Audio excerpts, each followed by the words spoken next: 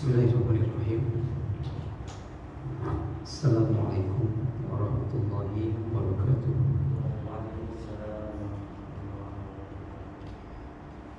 Innal hamdalillah nahmaduhu wa nasta'inuhu wa nastaghfiruh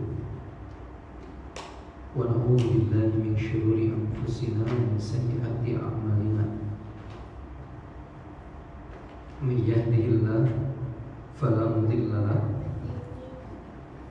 wa may yudlil falan tajida lahu waliyyan mursyida. Asyhadu an la ilaha illallah wahdahu la syarika lahu wa asyhadu anna Muhammadan abduhu wa rasuluhu alladzi la nabiyya wa la rasula ba'da. Faqala Allah ta'ala fi kitabihil karim wa huwa asdaqul qailin wa nahnu ala dzalika minasy syahidin. Ba'da a'udzu billahi minasyaitonir rajim. Ya ayyuhalladzina amanu ittaqullaha haqqa tuqatih wa la tamutunna illa wa antum muslimun. Wa qala ya ayyuhalladzina amanu ittaqullaha wa qulu qawlan sadida yuslih lakum a'malakum wa yaghfir lakum dhunubakum wa may yuti'illaha wa rasulahu faqad faza fawzan 'azima. Amma ba'du. Fa inna asdaqal hadithi kitabullah wa khairal huda huda Muhammadin sallallahu alaihi wasallam wa syarrul umuri muhdatsatuha fa inna kulla muhdatsatin bid'ah wa kulla bid'atin dhalalah wa kulla dhalalatin finnar. Masyaallah ikhwah rahimakumullah, di antara alasan kenapa Allah Subhanahu wa taala mencintai para sahabat Nabi, meridhai para sahabat Nabi, karena mereka merupakan orang-orang yang sangat indah, sangat baik perjalanan hidupnya. Terutama ketika mereka tengah berusaha untuk mendapatkan hidayah dari Allah Subhanahu wa taala, perjuangannya sangat sungguh luar biasa. Yang kalau kita mencari perjuangan seperti mereka, terutama di zaman kita seperti ini, kita nggak akan menemukannya. Salah satu contoh perjalanan salah seorang sahabat Nabi yang kemudian memiliki banyak pelajaran, malah ada seorang ulama khusus membahas tentang satu perjalanan seorang sahabat Nabi dalam mencari hidayah, dan beliau menyimpulkan banyak pelajaran darinya, adalah kisah tentang perjalanannya Salman Al-Farisi radhiyallahu ta'ala anhu, seorang sahabat yang berasal dari Persia, sebuah negara yang dulu tempat munculnya agama Majusi, penyembah api. Seorang sahabat Timothyla yang pernah ketika beliau masuk Islam kemudian diperebutkan statusnya oleh sahabat-sahabat Ansor dan sahabat-sahabat Muhajirin. Orang-orang Ansor mengatakan kalau yang namanya Salman itu termasuk golongan kami karena dia berasal dari Madinah. Tapi orang-orang Muhajirin mengatakan enggak, dia termasuk seperti kami karena aslinya bukan dari Madinah. Dia merupakan orang Persia kemudian hijrah ke Madinah. Sampai melihat pertentangan kedua kelompok ini, Nabi SAW mengatakan kepada para sahabat, Inna Salman minna, kata Nabi. Sesungguhnya Salman itu termasuk golongan kami, kata Nabi. Ahlul Bait, beliau termasuk Ahlul Bait, kata Nabi SAW. Ini Salman ibn seorang sahabat yang memiliki banyak kemuliaan. Nah, di antara contoh perjalanan hidupnya yang kemudian diambil banyak pelajaran oleh para ulama ketika beliau mencari hidayah, ini seperti kisah yang disebut oleh Ibnu Abbas radhiyallahu ta'ala anhu. Ibnu Abbas pernah mengatakan, suatu ketika kata beliau, Salman Al-Farisi pernah menceritakan tentang dirinya ketika beliau mendapatkan hidayah Allah Subhanahu wa taala. Kata beliau, iman fillah, kata Salman, saya adalah salah seorang pemuda dulunya berasal dari Persia. Saya lahir dari sebuah tempat yang bernama Jai, kata beliau. Bapak saya merupakan seorang pimpinan kepala suku. Bapak saya merupakan orang terhormat dan banyak kekayaannya, termasuk terutama perkebunan. Setiap hari bapak saya pergi ke kebun, ke ladang untuk mengurus tanam-tanaman. Adapun saya, kata beliau, karena saking cintanya bapak saya kepada saya, bapak saya tidak menugaskan apapun kepada saya. Tugas saya sebatas menjaga agar api yang disembah tidak padam. Itu tugas saya. Sehingga beliau tidak tahu dunia luar, Pak. Imam Sulaiman. Sampai suatu ketika, kata Salman, bapak saya memerintahkan saya untuk menggantikan pekerjaannya sementara, karena bapaknya sedang punya proyek membangun sebuah rumah. Bapaknya mengatakan, nah, bapak lagi ngurus rumah nih, sedangkan kebun gak ada yang lihat, gak ada yang ngecek. Aku minta bantuanmu, tolong nanti besok datang ke kebun, cek kondisi kebun, nanti sorenya laporan ke bapak. Anaknya mengatakan, baik, Pak. Dan ketika datang esok hari, Salman mengatakan, aku pun menyiapkan diri, lalu aku pun berangkat ke ladang yang ditunjuk oleh bapakku.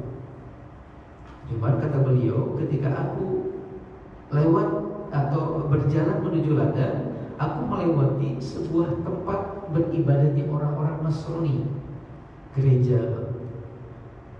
Ketika aku melihat mereka telah melakukan ibadah. Malah dalam hadis dikatakan yuwahum yusallun, mereka tengah melakukan sholat. Dan ternyata sholat mereka, cara ibadah mereka berbeda dengan cara ibadahku. Aku melihatnya, aku perhatikan mereka, aku pun takjub dengan ibadah mereka. Sampai beliau mengatakan, aku pun kemudian terdorong untuk mendekat ke mereka dan akhirnya gabung dengan mereka. Dan ternyata Imam Filah, kata Salman, itu berlangsung sampai menjelang maghrib. Sampai menjelang maghrib Imam Filah. Sampai akhirnya Salman tidak melaksanakan perintah orang tuanya karena terlalu fokus dengan pengajaran yang disampaikan sama pendeta pada waktu itu, Pak. Lalu setelah selesai, aku pun mendekati kepada seorang pendeta. Aku bertanya kepadanya tentang dari mana berasal agama ini. Mereka mengatakan kepadaku, agama ini berasal dari Syam, di Syria, Pak. Setelah itu kemudian Salman pulang tuh, Pak, menjelang maghrib. Nyampe di rumah disambut sama ayahnya. Dan ayahnya cukup kecewa karena Salman tidak mengerjakan tugasnya. Ayahnya mengatakan, nah, dari mana saja kau sejak pagi tadi? Aku menyuruh orang lain untuk mengecekmu, menyusulmu, tapi dia tidak menemukanmu di ladang. Kemudian Salman dengan polosnya mengatakan, Pak, tadi ketika aku menuju ke ladang, aku lewat ke sebuah tempat ibadahnya orang-orang Nasrani, dan ternyata luar biasa ibadah mereka, Pak. Malah aku menganggap bahwasanya agama mereka lebih baik dibandingkan agama kita. Cara ibadah mereka lebih baik dibandingkan cara ibadah kita. Kemudian selanjutnya ayahnya mengatakan, demi Tuhan kita tidak ada kebaikan pada agama selain agama kita. Maka mulai saat ini, kata ayahnya, kau tidak boleh keluar rumah. Aku takut pikiranmu teracuni, kata beliau. Akhirnya, Pak, dikerangkeng, Pak, diikat dengan besi kakinya Salman agar tidak keluar rumah. Di Salman Al-Farisi. Sampai kemudian, kata Salman, beberapa hari selanjutnya datang salah seorang dari kalangan Nasrani menemuiku sebagai tamu. Aku pun diizinkan menemui mereka. Aku pun kemudian ngobrol sampai aku mengatakan kepada mereka, tolong nanti kalau ada orang dari Syam datang kepada kalian, kabarkan kepadaku. Buat apa, kata mereka? Aku ingin ikut dengan mereka ke Syam, belajar agama terkait agama kalian yang lebih dalam lagi. Mereka mengatakan baik, kemudian berpisah, Pak. Selang beberapa hari kemudian datang lagi itu utusan, nyampaikan kepada Salman kalau mereka kedatangan orang-orang Syam, orang-orang Syria. Akhirnya, kata Salman Al-Farisi, aku berupaya dengan sangat keras untuk melepaskan rantai besi di kakiku. Berupaya sampai akhirnya lepas tuh rantai besinya. Kemudian dia pun kabur dari rumahnya, datang ke orang-orang Nasrani, lalu ikut ke Syam dengan orang-orang Nasrani yang berasal dari Syam. Imam Firmanullah di Persia ke Syria, Pak, lumayan jauh jaraknya. Sampai akhir, kata beliau, aku pun nyampe itu di Syam, di Syria. Nyampe di sana, aku langsung bertanya kepada orang-orang di sana tentang siapa orang yang paling tahu tentang agama ini, biar aku ambil ilmunya. Akhirnya ditujukan tuh kepada seorang tokoh. Kalau sekarang mungkin ketua MUI-nya lah gitu bahasanya. Beliau pun kemudian datang kepadanya, lalu meminta izin untuk tinggal bersama pendeta tersebut dan mengambil ilmu darinya. Dia mengatakan, wahai guru, wahai tuan, aku cinta dengan agama ini, maka aku ingin mendalaminya lebih dalam lagi, maka izinlah aku tinggal bersamamu, belajar tentang agama ini kepadamu. Dan pendeta itu mengizinkannya, ikhwan fillah. Tinggallah Salman di rumah pendeta itu, Pak. Sehari, 2 hari, 3 hari, 4 hari. Tapi kemudian Salman mengatakan, setelah beberapa hari aku agak kecewa dengan pendeta ini. Kenapa? Karena ternyata orang ini orang yang buruk akhlaknya. Dia nyuruh kepada orang-orang untuk bersedekah dan bersedekah, membantu fakir miskin. Tapi ketika uang terkumpul di tangannya, dia tidak membagikannya kepada fakir miskin. Dia simpan hartanya di gudang khusus milik dirinya, sampai hartanya sudah 7 peti berisi emas semua. Aku kecewa dengan orang ini. Tapi walaupun kecewa, karena di sisi yang lain dia ada kebaikannya berhubungan dengan masalah keilmuan, akhirnya dia pun tidak berani mengabarkan hal tersebut kepada orang-orang. Dia tetap tinggal di rumah sang pendeta sampai ketika pendeta ini mati, lalu orang-orang memuliakannya dengan mengurus jenazahnya, memandikannya dan segala macam.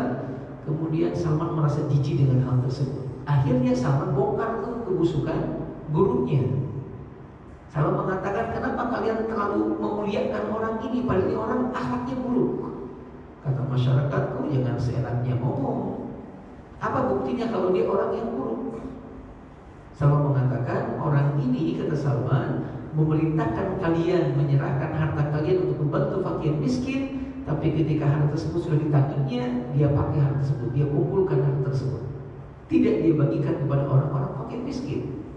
Kalau kalian mau, akan kutunjukkan kepada kalian gudang penyimpanan emas milik orang ini. Akhirnya orang-orang kemudian meminta Salman untuk menunjukkannya. Diajaklah ke tempat tersebut, dibukakan pintunya, dan betul 7 peti isinya duit semua, emas semua. Dan masyarakat kecewa gara-gara itu. Saking kecewanya, mereka mengatakan, mulai saat ini kita tidak akan ngurus jenazahnya, kita biarkan jenazahnya. Sebagai mengatakan, kita salib sajalah, biarkan di atas pohon, di atas kayu gitu, Pak, disalib. Dan betul kemudian disalib tuh jenazahnya, baru sudah mati. Dan dibiarkan. Saking masyarakat kesal sama orang ini, dianggap tokoh, tapi ternyata di balik ketokohannya ada kebusukan yang na'udzubillah. Lalu Salman mengatakan, setelah itu orang-orang kemudian berkumpul, lalu mereka bermusyawarah menentukan siapa pengganti pendeta ini. Akhirnya terpilihlah seorang laki-laki. Dan orang ini ketika aku mendekat kepadanya, minta izin berguru kepadanya, dia pun mengizinkannya. Aku pun tinggal bersamanya, dan subhanallah, kata beliau, orang ini betul-betul luar biasa, baik sisi ibadahnya ataupun keilmuannya. Dia rajin sholatnya, apa yang disampaikan juga dia lakukan. Sampai kata Salman, suatu ketika gurunya ini terkena penyakit, dia pun sakit. Dan aku punya kekhawatiran, jangan sampai atau jangan-jangan sakit ini akan menyebabkan kematiannya. Akhirnya kata Salman, aku pun datang kepadanya dan aku sampaikan tentang kegalauan hatiku. Dia mengatakan, wahai guruku, demi Allah aku sangat mencintaimu, dan aku pun sangat mencintai agama ini. Saat ini aku melihat kepayahan dalam dirimu. Aku takut sesuatu yang buruk menimpamu, sedangkan aku masih haus dengan ilmu agama ini. Maka aku mohon izin bertanya kepadamu, sekiranya engkau nanti meninggal dunia, siapakah orang yang akan kau tunjukkan kepadaku yang aku layak berguru kepadanya? Aku tunjukkan kepadaku orang yang bisa aku ngambil ilmu tentang agama ini. Kemudian di Mulfillah, sang guru mengatakan, wahai anakku, aku mencintaimu karena kecintaanmu sama agama ini. Tapi ketahuilah, di tempat ini sudah tidak ada lagi orang yang berpegang teguh teguh dengan agama yang aku anut. Malah di tempat ini orang-orang sudah mulai mengubah agama Allah Subhanahu wa taala. Ini kata gurunya, Pak. Namun kalau engkau mau, kata beliau, untuk keluar dari tempat ini, ada di luar sana seorang manusia yang aku kenal, dia masih berpegang teguh dengan agama ini. Namanya si fulan. Kemudian tempat tinggalnya adalah, kata gurunya Imam Rahimahullah, di Asbahan. Imam Rahimahullah sebagian mengatakan bukan Asbahan tapi Mosul, Pak. Mosul ini di Irak. Akhirnya betul kemudian yang dikhawatirkan sama Salman terjadi, meninggal sang guru.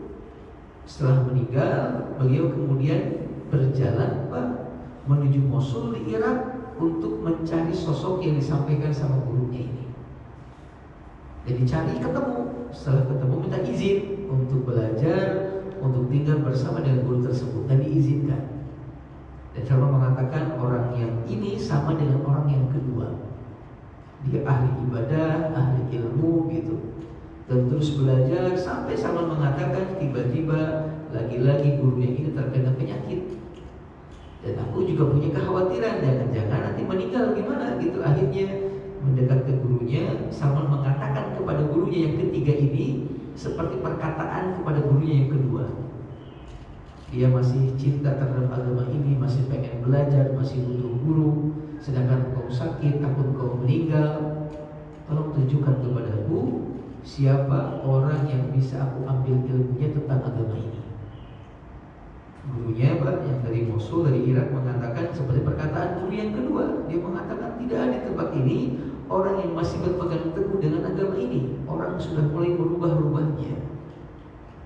Cuman kata beliau di luar sana ada seseorang yang aku kenal masih berpegang teguh dengan agama ini. Ikhwan fillah mukumullah. Akhirnya kemudian ikhwan fillah mukumullah ditujukanlah ikhwan fillah mukumullah kepadanya sebuah tempat yang disebut dengan Amuria, Pak. Di Amuria. Amuria ini kurang lebih tempatnya di Aljazair. Maaf, bukan Amuria, di Nasibin, Pak. Nasibin ini tempatnya di Aljazair kalau hari ini. Dan singkat cerita, Salman pun berangkat ke Aljazair karena gurunya betul meninggal. Ketemu sama orang yang ditujukan sama gurunya. Dia pun kemudian belajar, jadinya ilmu sampai gurunya lagi-lagi sakit di Mosul. Ketika sakit, dia datang lagi meminta ditujukan kepada guru yang lain. Lalu gurunya menunjukkan, kalau engkau mau berangkatlah ke Amuria, sebuah tempat di Persia, sebuah tempat di Romawi, Pak. Di sana kata beliau ada seorang laki-laki yang masih berpegang teguh dengan agama ini. Jadi beliau dari Persia ke Syam, ke Irak, ke Aljazair, kemudian ke Romawi. Di Romawi ketemu dengan sosok yang dituju, dia pun belajar. Dan lagi-lagi ternyata gurunya ini, Pak, yang kelima ini tertimpa penyakit. Lalu Salman memberanikan diri lagi, Pak, nanya ke gurunya tentang siapakah sosok yang bisa diambil ilmunya. Nah, di sini gurunya mengatakan satu ungkapan yang luar biasa. Kata beliau, sepengetahuan saya sudah tidak ada lagi orang di atas muka bumi ini yang masih berpegang teguh dengan ajaran agama ini. Orang-orang sudah mulai merubahnya. Udah nggak ada, dimanapun nggak ada, kata beliau. Aku sudah tidak tahu lagi di mana. Cuman kata beliau, antum nggak usah khawatir. Hari-hari ini merupakan hari-hari di mana akan muncul Nabi terakhir. Dia akan diusir dari orang-orang Arab. Dia pun akan hijrah ke sebuah tempat yang penuh dengan pohon kurma. Kalau engkau mampu datang ke tempat itu, lakukan.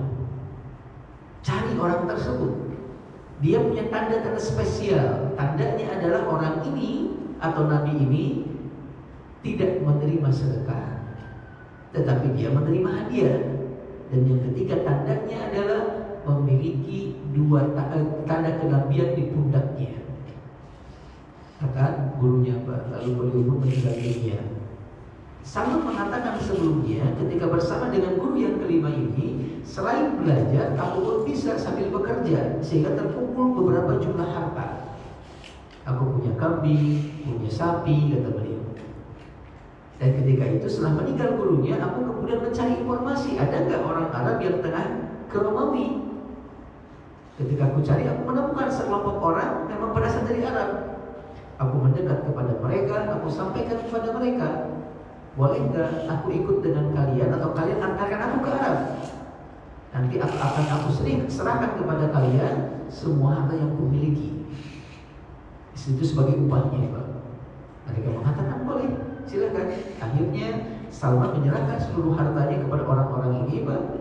Dan mereka pun mengantarkan Salman ke Arab. Cuma terjadi hal yang sungguh sangat di luar nalar, Pak.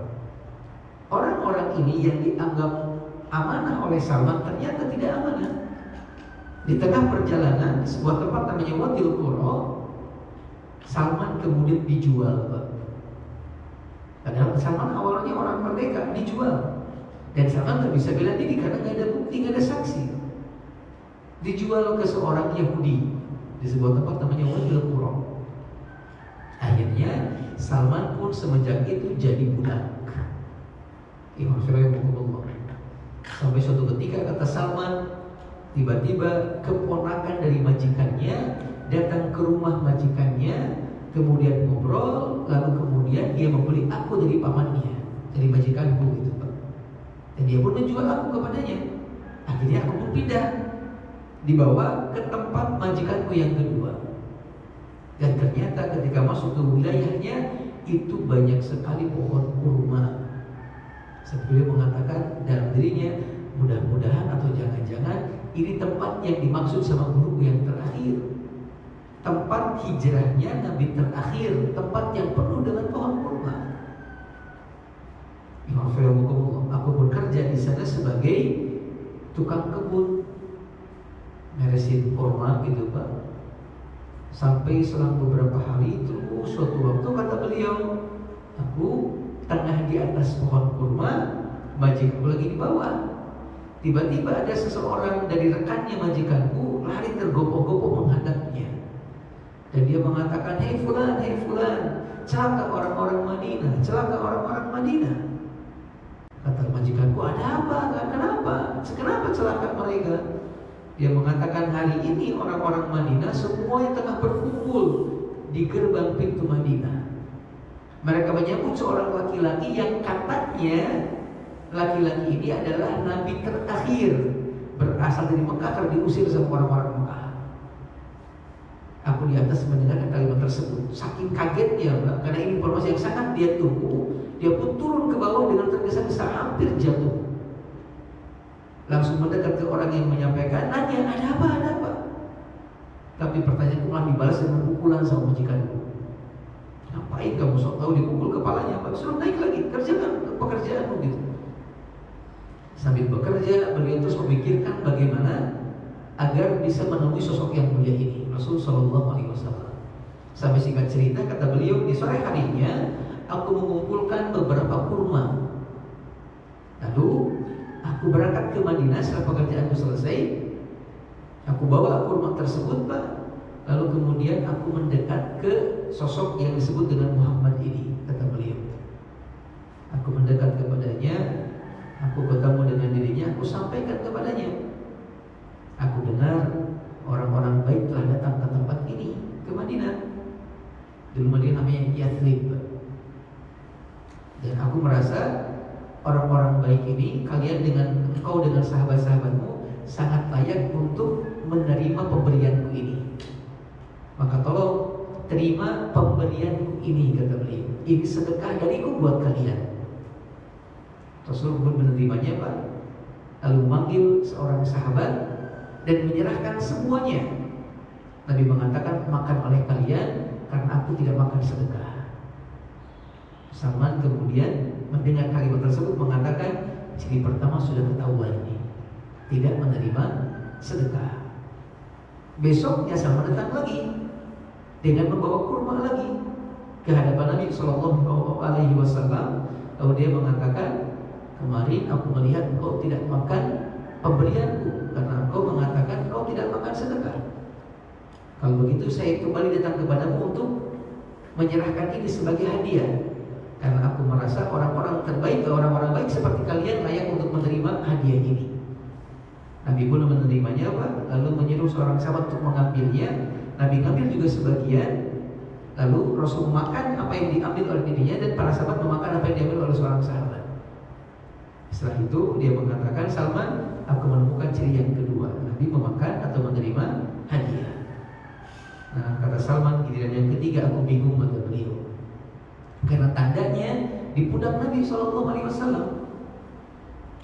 Tapi kemudian Salman tidak terus berupaya untuk melihat tanda tersebut, sampai kata beliau suatu ketika Nabi SAW berangkat ke kuburan Baqi untuk menguburkan jenazah seorang sahabat yang meninggal. Ketika itu aku ikut di belakangnya. Ketika nyampe, karena belum selesai, Nabi kemudian duduk di sebuah batu. Aku pun mendekat ke arahnya dari arah belakang, Pak.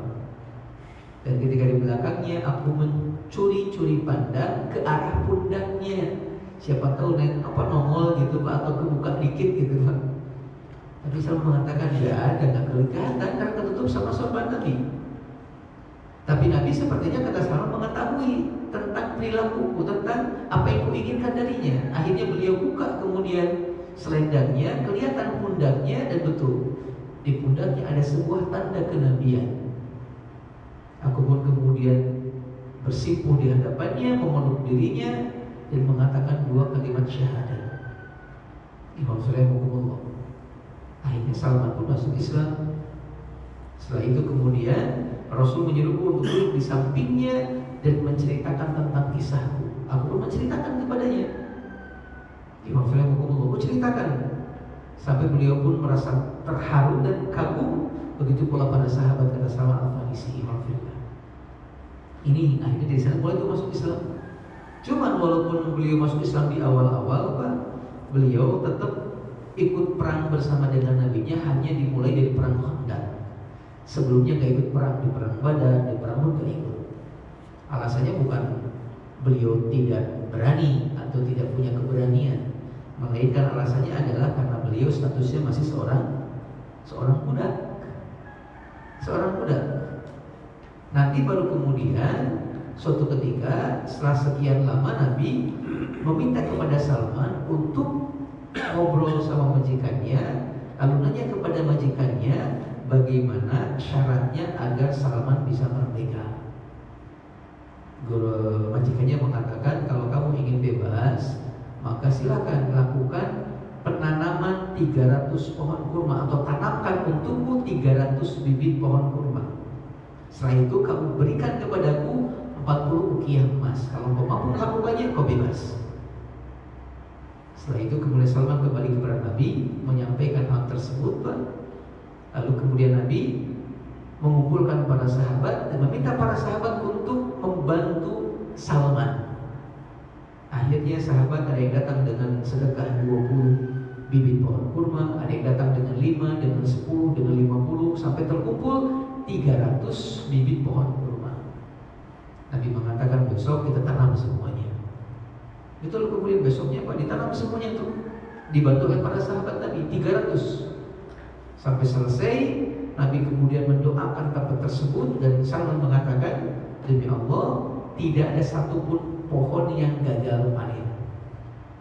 Semuanya tumbuh dengan sangat sempurna. Setelah itu kemudian Nabi menyerahkan kepada Salman sebongkah emas. Lalu kemudian mengatakan, nih Salman, bayarkan ke majikanmu. Kata Salman, tak dulu Rasul, ini apa, sebagai hadiah apa pinjaman? Nabi mengatakan, udahlah, pemberian, hadiah. Bayarkan kepada majikanmu. Aku pun kemudian menghitungnya, ternyata pas 40 ukiah emas. Setelah itu aku pun merdeka, apa kata Salman Al-Farisi radhiyallahu ta'ala anhu. Nah, semenjak itu kemudian beliau ikut dalam setiap pertempuran bersama dengan Nabi Sallallahu Alaihi Wasallam. Malah kita mungkin pernah membaca terjadinya perang Khandaq atau perang Parit Itu kan ide pembuatan panitia dari Salman Al-Farisi radhiyallahu taala anhu. Seorang sahabat yang ketika beliau meninggal Allah ujikan penyakit kepadanya. Lalu ada seorang sahabat namanya Sa'ad bin Abi Waqqas menjenguk beliau ketika sedang sakit itu. Ternyata pas lagi sakit beliau sedang dalam keadaan menangis. Sa'ad karena tahu sunnah menjenguk itu adalah menghibur orang yang sakit, beliau mencoba menghiburnya dengan mengatakan, wahai sahabatku Salman, gak usah menangislah. Sekiranya ketentuan Allah hari ini datang kepadamu, kematian menghampirimu, aku yakin Allah akan memasukkan ke dalam surga. Karena engkau sahabat Nabi, engkau orang yang punya banyak kebaikan, engkau pun tinggal dengan orang-orang yang baik. Gak usah menangis, gak usah kau takutkan gitu. Saya mengatakan, wahai sahabatku, bukan kematian yang kutakutkan, bukan, kata beliau. Karena kematian merupakan pintu atau gerbang utama menghadap Allah. Dan bagi orang-orang beriman itu sebuah keberuntungan, karena berarti dia akan bertemu dengan yang dia cintai, Allah Subhanahu wa taala. Yang kutakutkan adalah, kata Salman, aku teringat dengan pesan Nabi kepadaku. Nabi pernah mengatakan, waliyakun balagu ahadikum fid dunya kazalir raqibi, kata Nabi. Hendaklah bekal salah seorang di antara kalian di dunia ini seperti bekalnya orang yang tengah melakukan safar. Hendaklah bekal yang kalian miliki di dunia ini seperti bekalnya orang yang tengah melakukan safar. Lalu Salman mengatakan, wa khasyitu, dan aku sangat khawatir, kata beliau, sangat khawatir kalau apa yang kumiliki hari ini melebihi bekalnya orang yang tengah melakukan safar. Ini Pak, aku takut, aku khawatir kalau apa yang kumiliki pada saat ini telah melampaui batasan bekalnya orang yang tengah melakukan safar. Kan orang safar itu Pak, sekaya-kayanya orang kalau disafarkan gak sampai bawa kulkas Pak. Ini Salman Al-Farisi radhiyallahu taala anhu. Nah Pak, di antara hikmah yang menarik, kata seorang ulama namanya Dr. Fahad bin Ibrahim, beliau mengatakan di kisah tadi terkait perjuangan Salman mencari hidayah Allah adalah pelajarannya ternyata ada yang namanya alim atau ulama yang tertipu dengan godaan setan Pak. Ada yang tertipu dengan godaan setan. Bagaimana seorang yang dianggap tokoh, yang diulamakan, ternyata dalam prakteknya atau dalam kesehariannya memiliki akhlak yang sangat buruk, tertipu dengan dunia, dengan bisikan setan untuk menguasai dunia, memerintahkan orang untuk berbuat baik, tetapi dia tidak melakukannya, malah dia mengambil kebaikan-kebaikan orang. Nah, hari ini alhamdulillah saya akan bacakan juga kepada ikhwas semua pernyataan Ibnu Jauzi dalam kitab Talbisul Iblis tentang tipu daya setan kepada para ulama. Selain yang tadi Pak, kepada para ulama. Kalau sebelumnya kita berbicara tentang tipu daya setan atau iblis kepada manusia secara umum, yaitu berkenaan dengan ketauhidan Allah, berkenaan dengan pemikiran-pemikiran sampai muncul banyak aliran Pak. Kalau sekarang lebih spesifik nih kepada orang-orang tertentu yang disebut dengan para ulama. Lalu kemudian penulis mengatakan bagian pertama, talbisul iblis, tipu daya iblis terhadap para ulama dalam masalah keilmuan. Poin yang pertama di halaman 94, talbis iblis terhadap ahli qiraat atau qari. Ahli qiraat atau qari. Dikatakan di halaman yang di paragraf yang pertama, salah satu contoh, malah ada hadis mereka mengatakan dari Imam Ahmad, Nabi pernah bersabda, "Lau ju'ilal Qur'anu fi ihabin mahtarqa." Sekiranya Al-Qur'an diletakkan di selembar kulit, kemudian kulit itu dibakar, niscaya ia tidak akan terbakar. Itu hebatnya Al-Qur'an. Sehingga beranggapan bahwasanya berarti ke manusia juga begitu. Walaupun berbuat dosa, kalau hafalan Qur'annya banyak, maka itu bisa menghilangkan kesalahan-kesalahan mereka. Padahal di beberapa ayat yang lain, di beberapa keterangan Nabi Shallallahu Alaihi Wasallam yang lain, justru adab yang bakal Allah timpakan kepada orang-orang yang berilmu, kepada para ulama ketika mereka berbuat dosa lebih besar daripada adab yang Allah timpakan kepada orang-orang yang tidak berilmu. Saya ulangi, alhamdulillah, adab yang bakal Allah timpakan kepada para ulama ketika mereka berbuat dosa lebih besar dibandingkan adab yang Allah timpakan kepada orang-orang yang tidak berilmu ketika dosa dan semuanya sama. Kita sering membacakan atau pernah menyampaikan sebuah hadis. Kata Nabi Shallallahu Alaihi Wasallam, contohnya, yujabu birrajuli yaumal qiyamati fatandaliku aktabu. Kelak hari kiamat nanti akan ada seorang manusia dihisab oleh Allah Subhanahu Wa Taala, kemudian diponis masuk neraka, dilemparkan ke neraka, disiksa oleh Allah dengan siksaan yang sangat dahsyat sampai ususnya terurai, kata Nabi. Dia diputar seperti diputarnya seekor keledai. Lalu setelah itu orang-orang, kata Nabi, yang juga masih sama di neraka melihat hal itu merasa terheran-heran. Mereka berkumpul dan mendekatinya. Jadi orang di neraka disiksa, nonton orang yang disiksa, artinya siksanya lebih dahsyat dibandingkan orang lain. Ketika orang-orang ini mendekat, mereka mendekat, sebagian mereka mengatakan, "A'antalladzi amartana bil ma'rufi wa nahaitana 'anil munkar." Sebentar, kayak kenal kami dengan Anda ini. Bukankah dulu Anda orang yang suka berbuat baik, maksudnya mengajak kepada kebaikan dan mengajak untuk meninggalkan kemungkaran? Ternyata yang disiksa mengatakan, iya, dulu aku memerintahkan kalian untuk melakukan kebaikan, tapi aku tidak mengerjakannya. Dulu aku memerintahkan kalian untuk meninggalkan kemungkaran, tapi justru aku malah mengerjakannya. Ini kan adab siksaan bagi orang yang tahu mengajak orang lain untuk meninggalkan atau melakukan sebuah perbuatan, tapi dia malah melanggar perkataannya sendiri, artinya bermaksiat kepada Allah. Ternyata dosanya lebih besar daripada orang biasa. Di kitab ini juga Imam Ibnu Jauzi rahimahullah membacakan kepada kita dua ayat, Pak. Yang pertama di Ar-Ra'd ayat yang ke-19.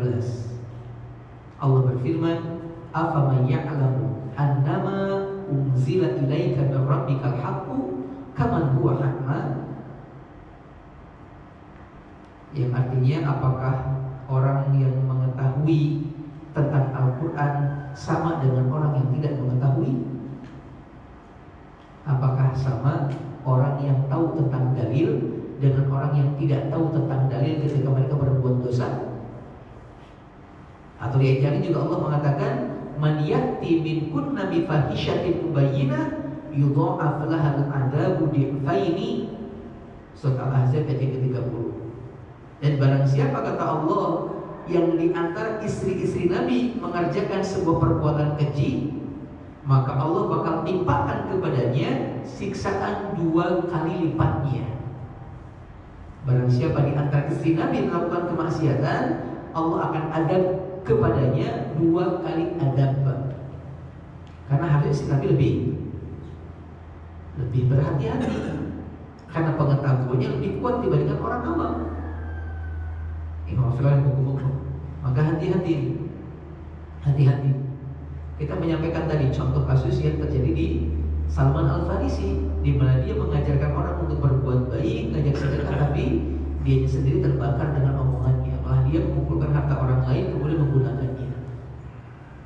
Ini tipu daya iblis kepada para qarib, ahli qiraat. Sekarang kita sampaikan, bukan tidak boleh mempelajari qiraat karena itu dalam membaca Al-Quran. Ya, yang menjadi salah adalah ketika kita menghabiskan waktu untuk itu semua, padahal kewajiban kita untuk belajar Al-Quran sebatas tahu tentang hukum tajwidnya, bisa baca Quran dengan baik, digunakan dalam sholat. Sisanya gunakan cari ilmu yang lain yang lebih wajib. Ikhwan fillah rahimakumullah. Ini poin yang pertama, tipu daya iblis kepada para ahli Al-Quran. Termasuk hari ini juga Pak, mohon maaf, berkenaan dengan menghafal Al-Quran. Sebagian di antara kita sebagai orang tua sangat bangga ketika anak punya hafalan banyak. Sangat bangga, dia hafal juz 30, juz 29 sampai berikutnya. Tapi kadang kita mengabaikan keimanan dalam hati mereka. Kita mengabaikan akhlak baik yang mereka miliki. Ini satu kesalahan. Para sahabat pernah mengatakan, kami belajar iman sebelum kami belajar Al-Quran. Jadi yang dipelajari oleh para sahabat dulu ternyata akidah dulu, tauhid dulu. Ketika tauhidnya kuat, kemudian dipajarkan Quran kepada mereka, karena ketauhidan akhirnya Al-Quran pun diamalkan, Pak. Bukan sebatas untuk jadi hafalan. Karena menghafal itu sesuatu hal yang kita katakan ya seperti menghafal yang lain lah, insya Allah mudah. Apalagi Al-Quran, dijaminkan kemudahannya untuk menghafalnya. Tetapi mengamalkannya, memahaminya, mempelajarinya, kalau tidak ada dasar iman yang kuat, ini beratnya luar biasa. Ya, sekali lagi, kita menyampaikan ini bukan tidak boleh menghafal Quran, tapi jangan sampai yang lebih pokok dari sekedar menghafal kita abaikan. Kita abaikan, jangan sampai. Saya pernah kuliah di sebuah daerah yang penuh dengan para penghafal Quran.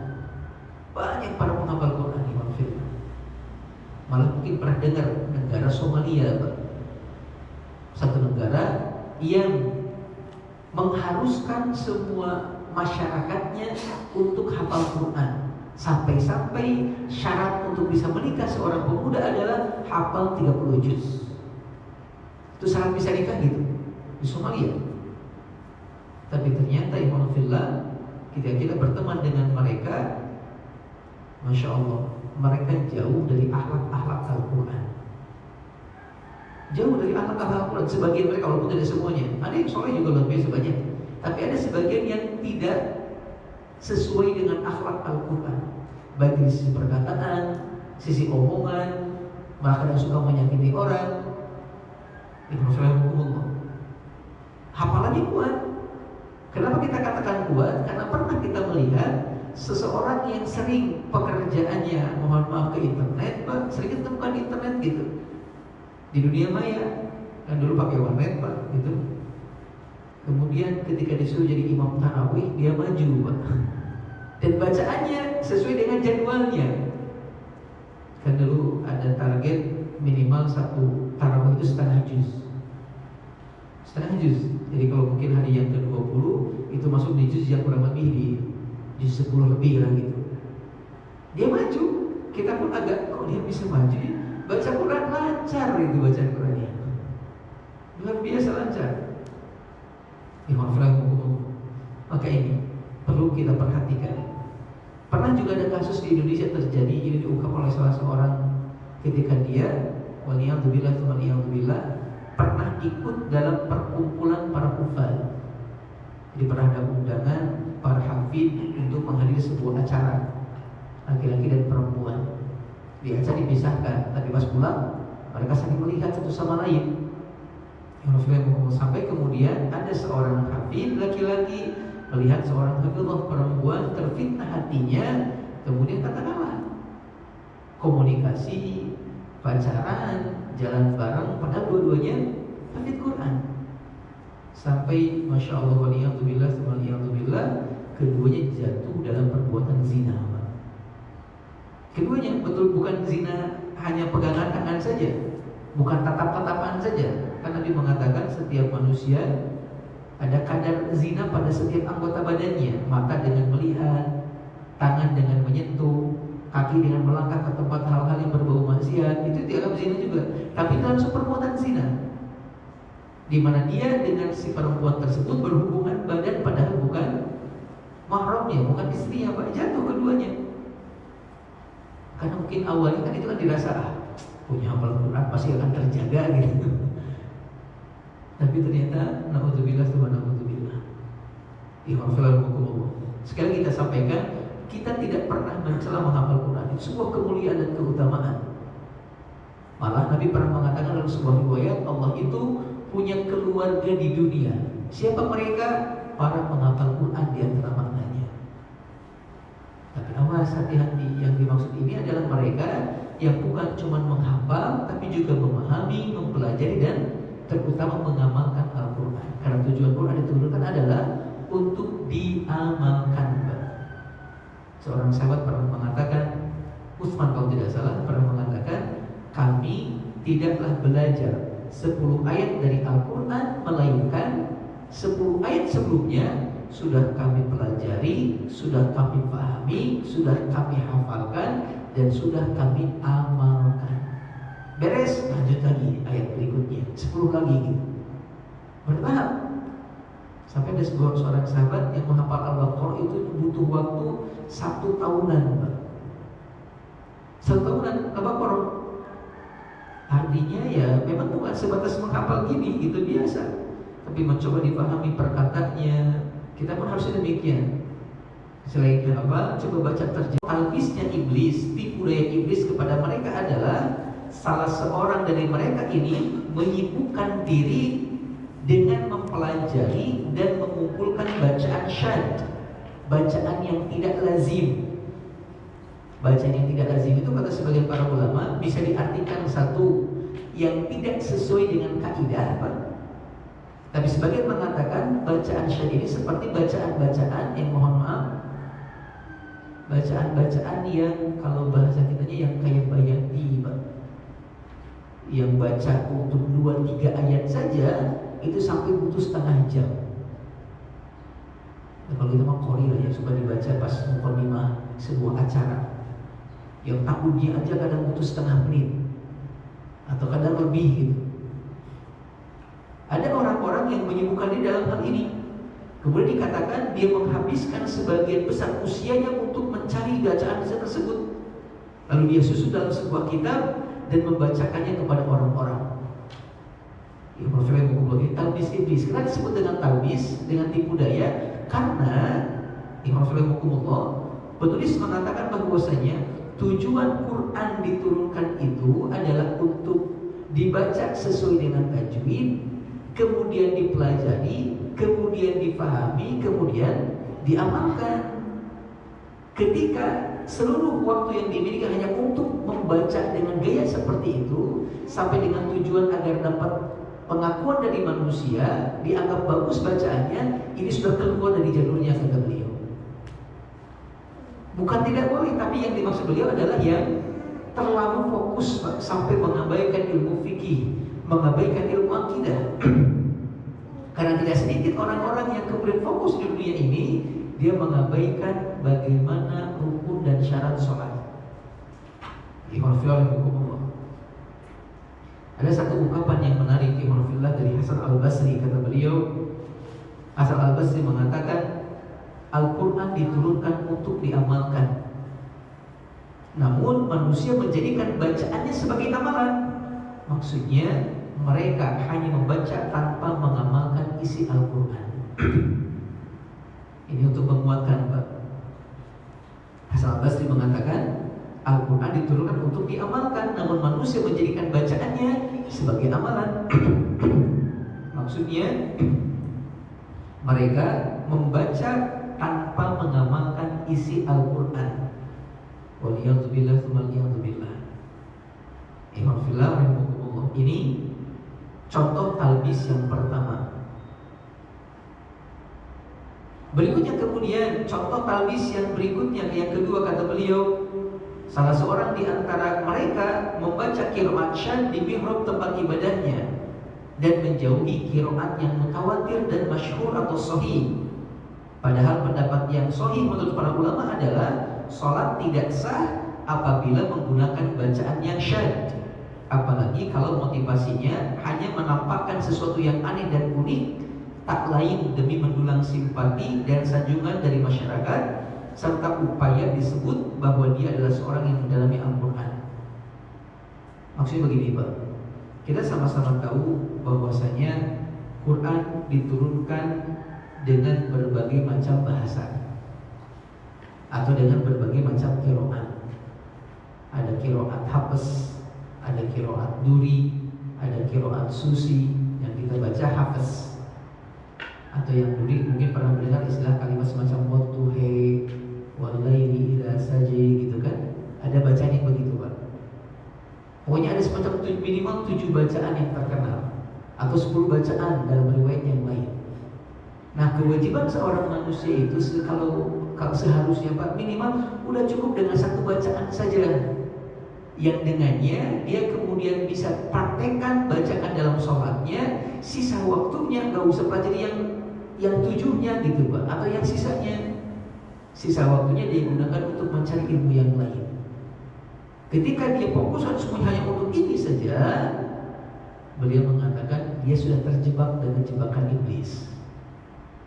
Karena dengan 1 saja udah gugur kewajibannya untuk mempelajari Al-Quran dalam membacanya, Pak. Tinggal dia kemudian lengkapi dengan pemahaman sama hadis, sama kemudian fikih, sama kemudian akidah dan lain sebagainya. Bisa dipahami? Jadi kalau bahasa kitanya, hal yang tidak wajib mengalahkan hal yang wajib. Ya, ini diantaranya. Atau juga dikatakan bahwasanya contoh yang lain, mereka menyalakan api dalam jumlah yang sangat banyak pada acara khotaman Al-Quran.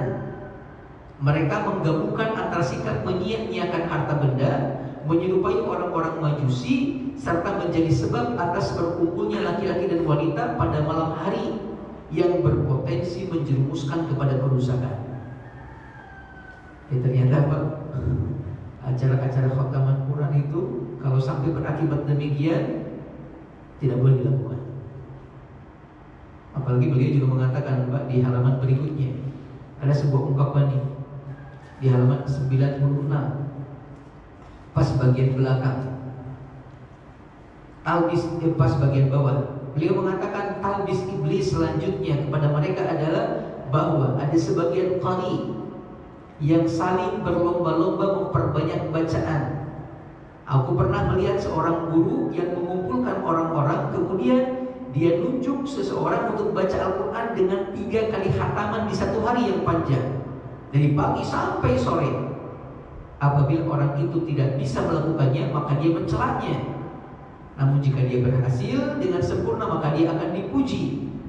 Orang-orang awam lantas berkumpul untuk menyaksikannya dan menganggapnya sebagai amal yang baik. Iblis memperlihatkan kepada mereka tentang adanya pahala dalam banyak membaca Al-Quran. Ini termasuk tablis iblis, karena bacaan Al-Quran seharusnya hanya untuk Allah, bukan untuk mencari pujian, dan seharusnya dibaca dengan perlahan atau tartil.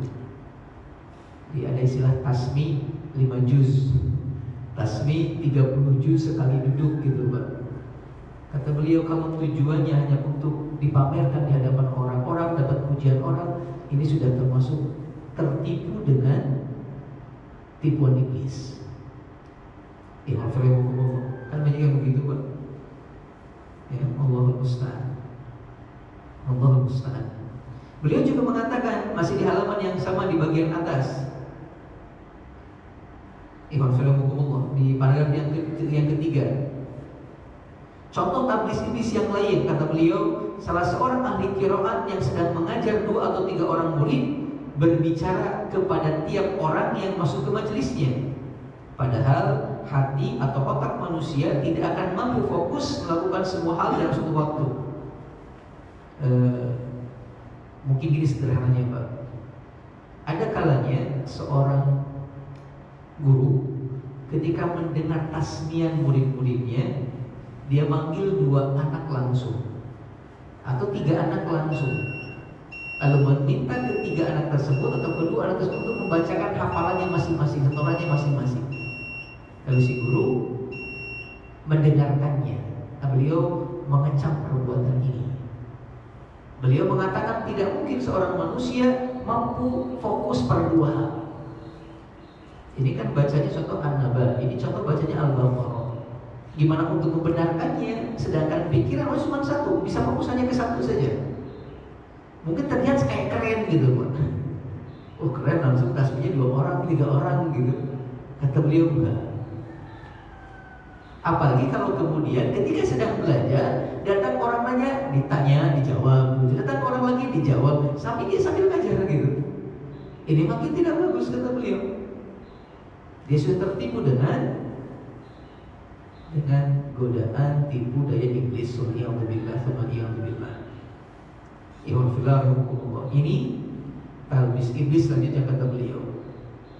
Berikutnya kemudian Ikhwanullah rahimakumullah, di halaman 97, di antara talbis iblis, paragraf yang di bawah setelah Al-Quran, beliau mengatakan di antara talbis iblis adalah seorang qari membuat-buat nada saat membaca Al-Quran. Padahal Ahmad bin Hanbal dan para ulama lain membenci perbuatan tersebut, terutama kalau nadanya bertentangan dengan tajwid. Masih ingat di beberapa tahun yang lalu kalau tidak salah, ada salah seorang qari Indonesia yang baca Quran dengan bahasa Jawa, dengan langgam Jawa, sampai seolah-olah dia bikin sendiri tuh aturannya dan segala macamnya. Dan ini Ikhwanullah satu hal yang termasuk talbis iblis kata beliau. Ikhwanullah, memang betul kata beliau, ada perkataan Imam Syafi'i yang mengatakan tidak mengapa mendengarkan Al-Quran dengan suara yang indah atau memberikan nada dan dengan memperindah suaranya. Namun kata Ibnu Jauzi, beliau mengatakan perkataan Imam Syafi'i ini, walhamdulillah, beliau ungkapkan karena di zaman beliau sangat sedikit orang-orang yang mampu baca Quran dengan suara indah. Bukan menjadi perhatian orang-orang gitu, yang penting bisa baca Quran selesai gitu. Nah di zaman beliau muncul orang-orang yang justru malah fokus dengan hal tersebut. Maka hati-hati. Dikatakan saat ini kata beliau, orang-orang baca Quran ia mirip sama seperti nyanyian, maka hukumnya makruh. Makin dekat kepada nyanyian, hukumnya makin dimakruhkan kata beliau. Malah bisa jatuh kepada diharamkan ketika keluar dari ketentuan bab atau ketentuan tajwidnya. Lanjut kemudian kata beliau, talbis iblis selanjutnya, beberapa qari atau qurra tidak mempermasalahkan melakukan dosa seperti menggunjing temannya, bahkan bisa jadi mereka melakukan dosa yang lebih besar daripada ghibah. Mereka berkeyakinan bahwasanya menghafal Al-Quran bisa mengangkat adab dari mereka. Ada yang begitu? Kayaknya kalau saya hafal Al-Quran maka udahlah, dosa akan diampuni gitu. Terjemahannya, buka tafsirannya, apa maknanya, nanti ketika ada kesempatan mengamalkannya, amalkan. Ikhwan fillah rahimakumullah. Ini beberapa talbisul iblis, tipu daya iblis untuk para ahli qiraat. Berikutnya kemudian ikhwan fillah, beliau mengatakan talbis iblis terhadap para ahli hadis. Terhadap para ahli hadis, orang-orang yang memfokuskan diri untuk belajar hadis. Kita sampaikan kembali, ini pun kemuliaan, Pak. Menghafal hadis itu, belajar hadis itu. Nabi pernah mengatakan dalam sebuah ungkapannya, nadharallahu imra'an sami'a maqalati fawa'aha wa hafidhaha. Allah akan mencerahkan wajah seorang hamba yang sering mendengar perkataan-perkataanku, kemudian dia merenungkannya, mempelajarinya dan mengamalkannya, termasuk menghafalkannya.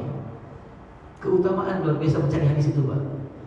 Jabir bin Abdullah radhiyallahu taala anhu sampai berangkat ke Mesir, dari Madinah ke Mesir. Karena ketika di Madinah beliau mendengar seorang laki-laki menyampaikan tentang sebuah hadis dari Nabi yang beliau tidak pernah mendengar langsung dari Nabi SAW. Karena penasaran, karena merasa heran, dan karena takut ini sebuah kedustaan atas nama Nabi, ditanya, antum dapat dari mana hadis ini? Dia mengatakan dari Mesir, dari seorang laki-laki si fulan. Akhirnya besok harinya dia siapkan perlengkapan, berangkat kemudian ke Mesir, Pak. Ternyata pas sampai sana, orang ini maksud adalah sahabatnya sendiri, namanya Unais. Jadi berpisah karena peperangan. Maksudnya beliau ikut dalam pertempuran ke Mesir, pasukan gitu, Pak, tinggal di Mesir akhirnya. Ketika ketemu kemudian berpelukan dan lain sebagainya, lalu dia mengatakan, benar nggak antum pernah mendengar Nabi ngomong begini? Dibacakan hadisnya kemudian. Hadis yang disampaikan sama laki-laki yang beliau temui di Madinah waktu itu. Kata Unes mengatakan, betul, saya mendengar langsung dari Nabi terkait hadis tersebut. Hadis tentang kisos, Pak. Tapi kisosnya di akhirat.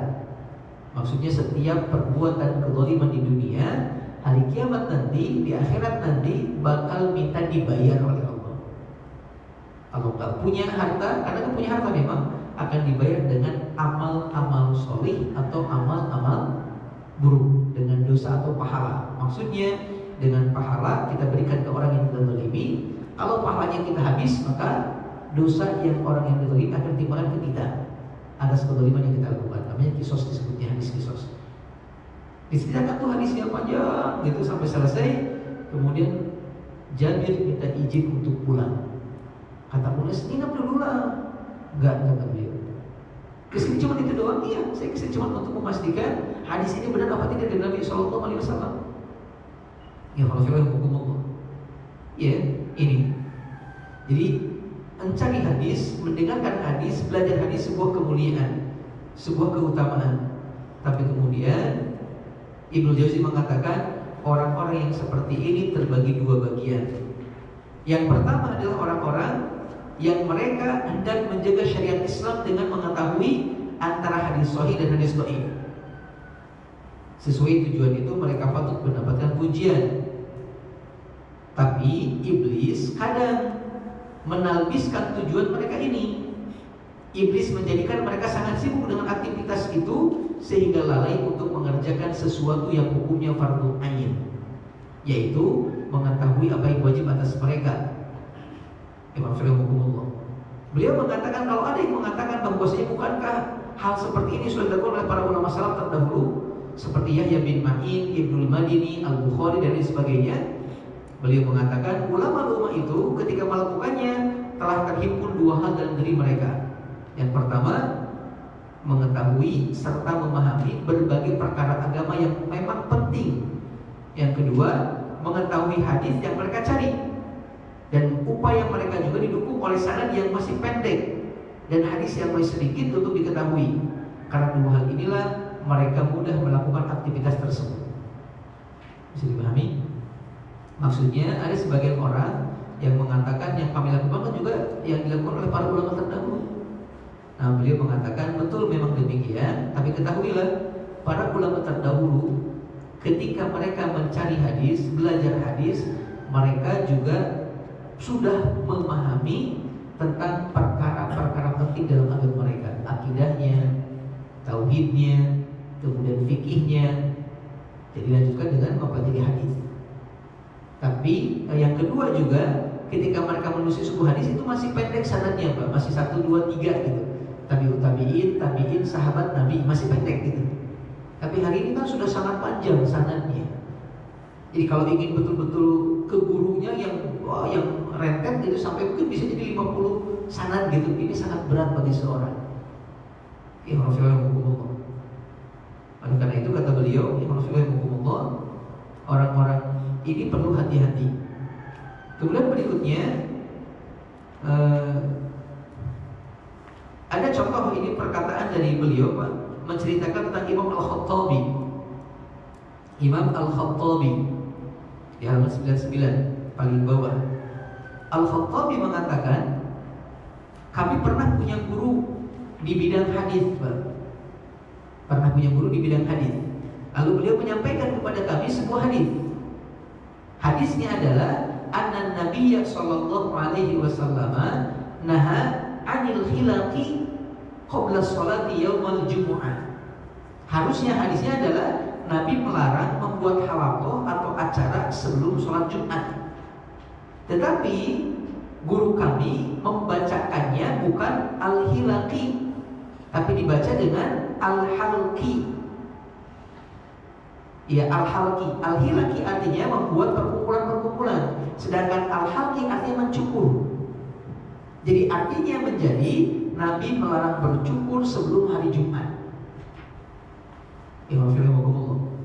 Kemudian kata beliau, dan dia mengatakan bahwa selama 40 tahun rambut kepalanya tidak dicukur sebelum sholat Jumat.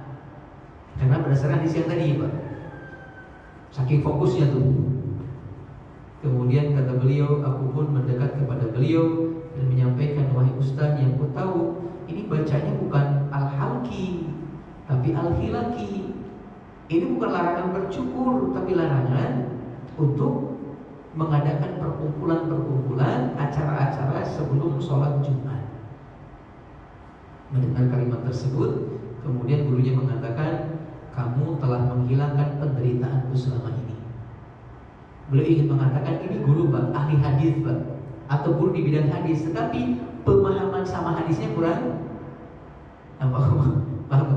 kurang maksimal, tidak seharusnya gitu. Saking fokusnya sama sanad, saking fokusnya sama ngapalin hadis gitu. Ketika ini kemudian terjadi kesalahan. Ini yang disampaikan oleh Ibnu Juzli atas apa yang disebut dengan talbis. Berikutnya kemudian, ada juga di antara mereka yang tidak menghafal Al-Quran, tidak mengetahui rukun-rukun sholat. Mereka menyibukkan diri dengan perkara yang bersifat fardu kifayah dan mengabaikan perkara yang fardu ain. Orang yang sibuk dengan ngapalin hadis tapi tidak ngapalin Al-Quran, itu tertipu berarti, Pak. Karena Quran lebih utama untuk dihafalkan daripada hadis. Maka ketika orang sibuk dengan hafalan hadis, mengabaikan hafalan Quran, dia sudah tertipu. Berikutnya kemudian ada orang-orang yang kedua nih. Mereka yang banyak mendengar hadis namun tidak mempunyai niat yang benar. Mereka tidak bermaksud mengetahui hadis sahih dan hadis dhaif dengan mengumpulkan berbagai jalur riwayat. Mereka hanya ingin mengumpulkan sanad-sanad tinggi dan hadis-hadis asing. Mereka keliling dunia mencari hadis supaya bisa mengucapkan, aku telah bertemu dengan si fulan, bertemu dengan si fulan, dengan si fulan. Aku punya sanad yang tidak dimiliki sama orang lain. Aku memiliki hadis yang tidak dimiliki oleh sama orang lain. Maksudnya tujuannya mempelajari hadis untuk riya saja. Ini pun tercela waliyadzubillah. Ya Rasulullah. Berikutnya kemudian Ibnu Jauzi mengatakan hal-hal tersebut adalah perbuatan yang jauh dari keikhlasan. Tujuan mereka hanya mencari kehormatan dan kebanggaan pribadi. Maka itu mereka mengikuti hadis yang syadz, yang janggal dan gharib. Bisa saja seseorang dari mereka mendapat penggalan hadis yang didengar oleh saudara sesama muslim, namun menyembunyikan penggalan hadis ini supaya hanya dia yang mengetahuinya dan meriwayatkannya. Atau padahal bisa jadi dia meninggal lebih dulu sebelum sempat meriwayatkannya, sehingga dia terluput dari dua orang. Mungkin juga salah seorang dari mereka pergi berwudu kepada syekh yang awalnya berabjad qaf atau qaf agar orang itu ditulis di dalam nomor guru-gurunya. Intinya adalah orang yang kedua yang lebih buruk daripada orang yang pertama, imanullah, adalah mereka orang-orang yang mempelajari hadis sebatas untuk dapat pujian orang saja, dianggap orang yang banyak gurunya. Maka ini pun perlu waspada. Imanullah yang hukum termasuk dalam tablis iblis. Imanullah yang hukum. Kemudian katakan di dalam keterangan selanjutnya, di antara talbis iblis terhadap mereka orang-orang ahli hadis adalah sebagian dari mereka mencemarkan nama baik sebagian yang lainnya untuk membalas dendam. Lalu mereka berdalih bahwa sikap tersebut termasuk jarh wa ta'dil yang digunakan para pendahulu umat ini untuk mempertahankan kemurnian syariat Islam. Hanya Allah yang mengetahui niat di balik tindakan ini. Maksudnya kadang orang-orang yang seperti ini, Pak, bermudah-mudahan menjelekkan para ulama yang lain gitu. Ya, dengan alasan ini untuk menyelamatkan manusia dari keburukan orang ini. Ini keburukan dibongkar ke semuanya gitu. Dan dia mengatakan hati-hati dengan hal seperti ini. Ya. Kemudian berikutnya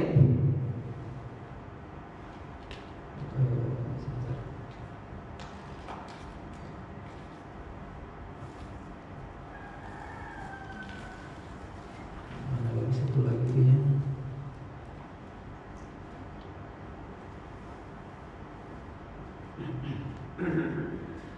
Di halaman 104-nya Ada ungkapan yang mengatakan bahwasanya termasuk juga talbis iblis adalah ketika seorang ahli hadis mengatakan dari fulan atau berkata si fulan dari si fulan, padahal dia tidak mendengarnya langsung dari si fulan tersebut. Jadi berdusta atas nama seseorang, ya, berdusta atas nama seseorang. Dan yang paling buruk adalah ketika dia berdusta atas Nabi Shallallahu Alaihi Wasallam. Ini sangat naudzubillah. Nabi pernah mengatakan, man kadzdzaba alayya muta'ammidan falyatabawwa maq'adahu minan nar. Barang siapa yang berdusta atas namaku, maka bersiap-siaplah untuk mendapatkan siksaan di neraka. Waliyadzubillah.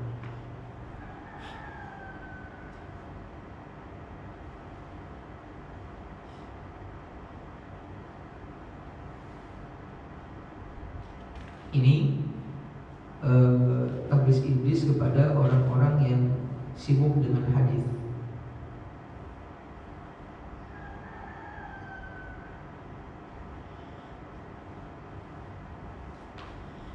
Sampai poin ini Pak, ada yang mau diskusikan dulu?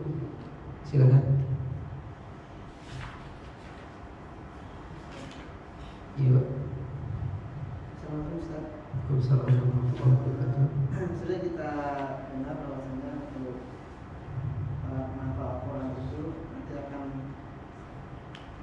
memberikan mahkota bagi orang. Jadi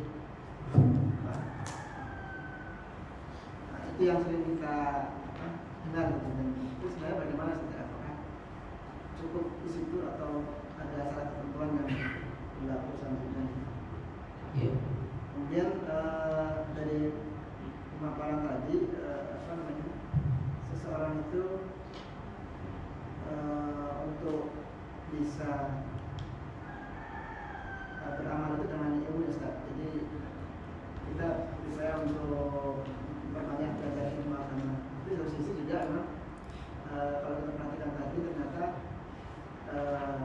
ada mungkin level level cobaannya atau ada sisi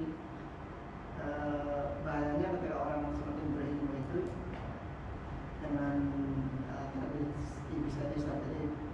Jadi satu sisi jangan sampai buta dalam agama, satu sisi ternyata tahu ilmu agama juga hal yang mudah.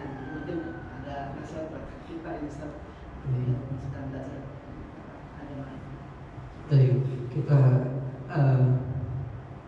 komentari yang pertama, yang kedua dulu barangkali terkait masalah mencari ilmu. Di satu sisi kita dituntut beragama sesuai dengan ilmu, karena ketika tanpa ilmu amal kita akan sia-sia. Dan di sisi yang lain, ketika ilmu kita miliki lalu kita tidak amalkan, maka akan menjadi bumerang atau bahaya. Bagaimana? Ya serba salah gitu. Mending belajar, mending enggak. Lebih baik tahu atau tidak.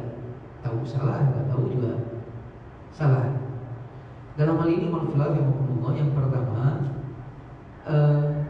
hal ini terjadi ketika seseorang itu memang ketika mencari ilmu bukan karena Allah. Pasti akan terjadi hal seperti ini. Ketika seorang mencari ilmu niatnya karena Allah, karena Allah dalam konteks yang sesungguhnya, maka hal ini insya Allah tidak akan terjadi. Apa niat karena Allah itu? Salah seorang ulama pernah mengatakan, bukti tanda orang belajar mencari ilmu karena Allah itu minimalnya ada 3 ketentuan, 3 syarat yang harus dipenuhi. Apa? Yang pertama, dia menyadari akan kebutuhannya terhadap ilmu. Ini poin yang pertama, Pak. Jadi kenapa dia belajar? Karena saya memang butuh ilmu itu. Yang kedua, dia menyadari ini perintah dari Allah Subhanahu wa Ta'ala. Jadi ketika dia melakukannya, dia tahu kalau ini perintah Tuhannya, Pak. Bukan karena orang tuanya yang maksa bangunin dia untuk sekolah, bukan. Dia menyadari akan kebutuhannya. Yang ketiga kemudian, dia orang yang belajar mencari ilmu karena Allah adalah sudah punya niat dari awal untuk mengamalkannya. Nah yang keempat, tambahannya kata sebagian para ulama adalah sudah ada niat dalam dirinya untuk juga menyampaikan ilmu yang dia dapatkan. Nah, selama ini ketika kita mencari ilmu hanya ngambil satu bagian saja, yaitu pengen dapat pahala. Dan pahala yang kita maksud hanya sebatas pahala akhirat gitu. Karena man salaka thariqan yaltamisu fihi ilman sahalallahu lahu bihi thariqan ilal jannah. Barang siapa yang berupaya mencari ilmu, maka Allah bakal mudahkan jalan menuju surga. Kita hanya gambar di akhirat saja gitu. Padahal ikhlas juga tadi kita sampaikan, siap mengamalkannya, merasa membutuhkannya, dan siap mengajarkannya. Kita pernah menyampaikan pentingnya niat, Pak. Karena niat bisa mewujudkan sebuah amalan ketika betul-betul niatnya. Nah, kalau niat ikhlasnya karena Allah seperti yang tadi kita sampaikan, 1, 2, 3, 4 poin, insya Allah akan terwujud. Ini poin yang pertama. Poin yang kedua, terkadang kita jarang meminta kepada Allah untuk diberikan ilmu yang bermanfaat. Jarang meminta kepada Allah langsung minta ilmu yang bermanfaat. Kalimat Allahumma inna nas'aluka ilman nafi'an. Ya Allah, aku minta kepadamu ilmu yang bermanfaat. Kata para ulama, di antaranya adalah maknanya ilmu yang bisa berbuah jadi amal. Pemahaman kita sama ilmu bermanfaat sebatas ilmu yang bisa bermanfaat di dunia gitu, Pak. Jadi kalau pengen dagang, tahu ilmu dagang gitu. Padahal kata para ulama bukan cuma itu, tetapi ilmu yang juga berujung kepada amal perbuatan. Nah, kita akui, kita pun jarang minta sama Allah terkait hal ini. Kalaupun kita minta, paling hanya di sholat atau di pagi hari pas sholat subuh, karena ada keutamaan baca Allahumma inni as'aluka ilman nafi'an wa rizqan thayyiban wa amalan mutaqabbala. Sisanya kita jarang minta sama Allah. Kebanyakannya mintanya berkaitan dengan hal yang lain. Itu pun kalau punya masalah, gak ada masalah, kenapa kita gak minta sama Allah? Karena merasa gak perlu bantuan. Ini satu kesalahan. Nabi Muhammad SAW diminta oleh Allah untuk mengatakan Rabbi zidna ilma. Ya Allah, tambahkan kepadaku ilmu. Nabi juga di ungkapan pernah mengatakan Allahumma anfa'na bima 'allamtana wa 'allimna ma yanfa'una wa zidna ilma. Itu intinya juga sama, meminta ilmu yang bermanfaat. Ini yang kedua. Yang ketiga juga, kita juga jarang meminta kepada Allah dari keburukan ilmu yang tidak bermanfaat. Padahal Nabi menganjurkan, di antara doa yang pernah Nabi katakan adalah Allahumma inni a'udzubika min ilmin la yanfa' wa min qalbin la yakhsha wa min nafsin la tashba' wa min du'ain la yustajabu lahu. Allahumma ya Allah, inni a'udzubika, sesungguhnya aku berlindung kepadamu, min ilmin la yanfa', dari ilmu yang tidak bermanfaat, wa min qalbin la yakhsha, dari hati yang tidak pernah bisa khusyuk, atau dari hati yang tidak punya rasa takut kepadamu, wa min nafsin la tashba, dari jiwa yang tidak pernah bisa kenyang, wa min du'ain la yustajabu, dan dari doa yang tidak dikabulkan. Jadi sederhananya adalah itu. Yang pertama, kemungkinannya kita niatnya tidak betul-betul karena Allah ketika mengamalkannya. Yang kedua, kita jarang menguatkan dan meminta kepada Allah yang bermanfaat. Yang ketiga, kita jarang juga kemudian meminta kepada Allah untuk diberikan perlindungan dari ilmu yang tidak bermanfaat. Akhirnya setan mudah tuh berebutin kita. Setan mudah kemudian menghancurkan kita lewat ilmu yang kita miliki. Ya, maksudnya maka ke depan kita sama-sama kuatkan dengan tadi 3 hal ini, Pak. Kuatkan dengan minta perlindungan, kuatkan dengan minta bantuan, dan kuatkan dengan niat yang lebih mantap karena Allah Subhanahu wa taala. Yang berikutnya kemudian, sebenarnya ilmu itu secara Dia itu Pak, kalau kita sudah tahu akan ada dorongan untuk mengamalkannya. Ya. Orang kalau sudah tahu sesuatu Pak, biasanya ada dorongan untuk mengamalkannya, terlebih ketika ada peluang di hadapannya untuk mengamalkan ilmu tersebut. Cuman masalahnya kadang kita belum bisa mengontrol penuh terhadap nafsu kita, yang gara-gara itu kemudian peluang tersebut kita abaikan. Bisa dipahami kan? Contoh seperti kita tahu tentang kemuliaan, keutamaan saum sunnah, saum Senin, saum Kamis, saum 3 hari dalam 1 bulan. Kita tahu itu kemuliaan. Pas sampai hari Senin, kadang suka ada perasaan asal besok lah. Tapi tiba-tiba hawa nafsu datang, besok kamu kan ada kerjaan bos nih, berat nih. Kan gimana kalau saumnya enggak? Akhirnya ya udahlah, enggak jadi. Antum tuh kerja di kantor yang enggak ada AC-nya, panas loh. Udah kasihan sama tuh. Akhirnya enggak jadi. Nah, kita enggak bisa ngalahin itu, alhamdulillah. Antum kan nanti besok antum kan banyak hal-hal yang ribuan alasan yang kemudian membuat kita ya sudah juga enggak apa-apa lah. Lepas akhirnya kebaikan tersebut. Padahal Ramadan gak pernah ada hal tersebut. Padahal 30 hari berturut-turut, tempat kerja sama, kecapean juga sama, malah mungkin lebih capek. Kok nyaman-nyaman aja? Maka disini sekali lagi penting lagi kemudian untuk makin meminta bantuan kepada Allah dari gangguan-gangguan iblis. Ya Allah, lanjut kemudian poin yang kedua berkenaan dengan tadi, poin yang pertama ya berkenaan dengan masalah itu mahkota bagi para penghafal Al-Quran. Mahkota bagi para penghafal Al-Quran. Sebenarnya Pak Malam ya, yang saya tahu hadisnya itu begini Pak.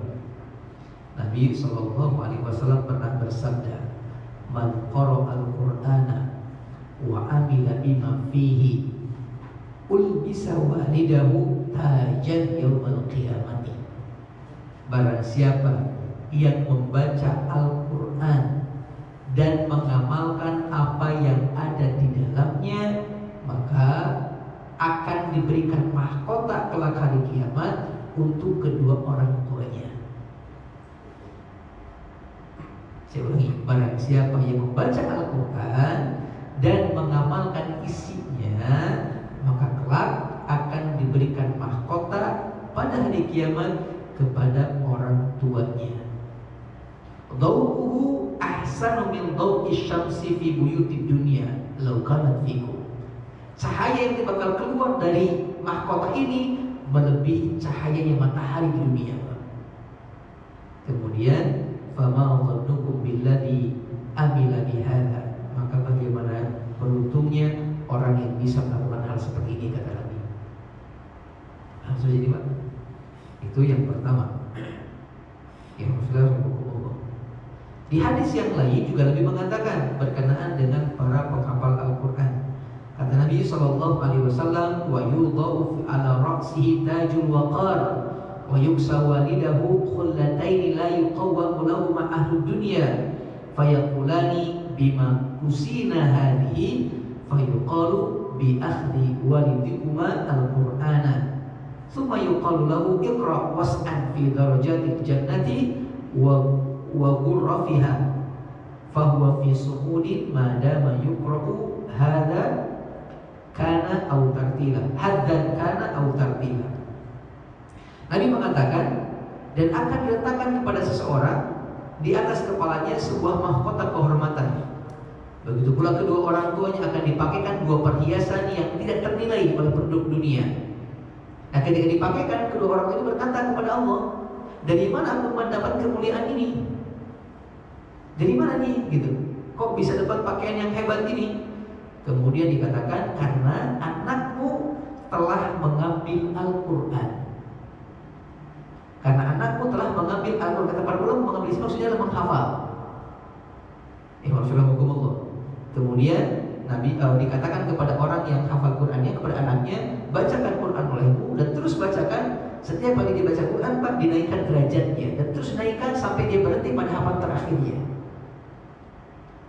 Ini hadis yang kedua, hadis riwayat Imam Ahmad. Alhamdulillah, rahimahumullah. Jadi dua hadis, Pak. Yang pertama membaca dan mengamalkan, dipakaikan mahkota tadi buat orang tuanya. Kalau yang menghafal, yang dapat mahkota, yang hafalnya orang tuanya diberikan khullah. Khullah itu pakaian yang nilainya lebih hebat daripada dunia dan seisinya. Alhamdulillah. Jadi pahami kira-kira? Jadi gimana? Betul, memang ada kemuliaan.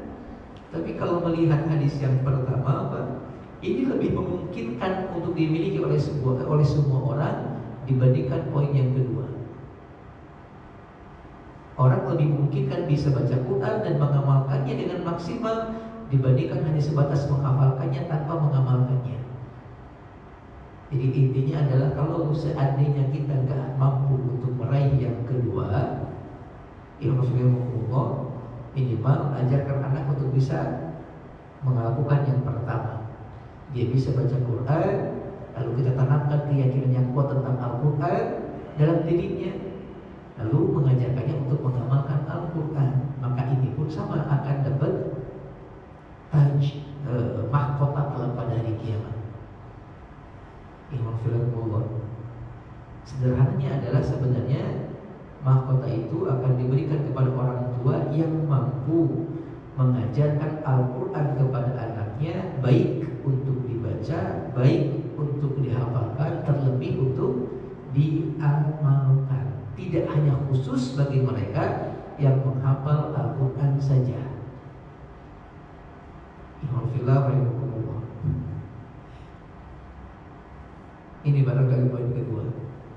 Jadi ya itu intinya.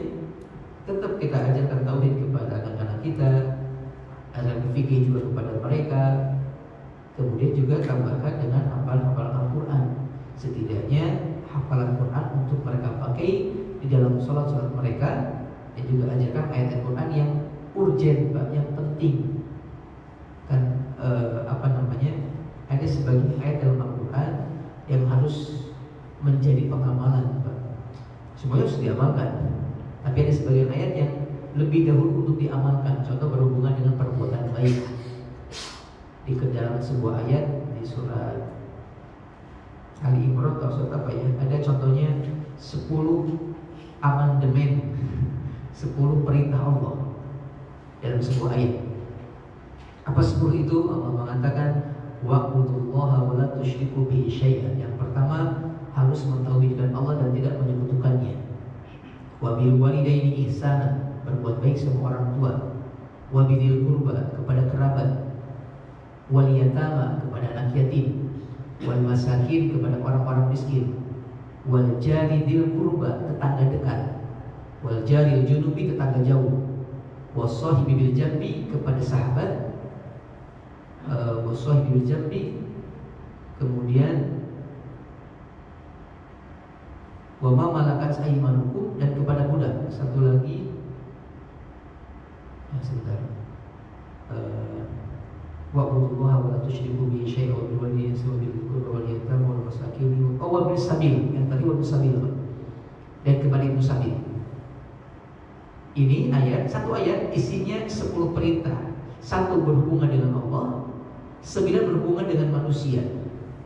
Kita perlu ajarin ke anak-anak kita, harus berbuat baik sama orang tua, sama kerabat yang ada hubungan darah, adik, kakak, paman, bibi, om, tante, kemudian sama anak yatim, kemudian sama orang miskin, sama tetangga dekat. Tetangga dekat itu adalah tetangga yang selain rumahnya dekat sama kita, dia pun ada hubungan kerabat sama kita, Pak.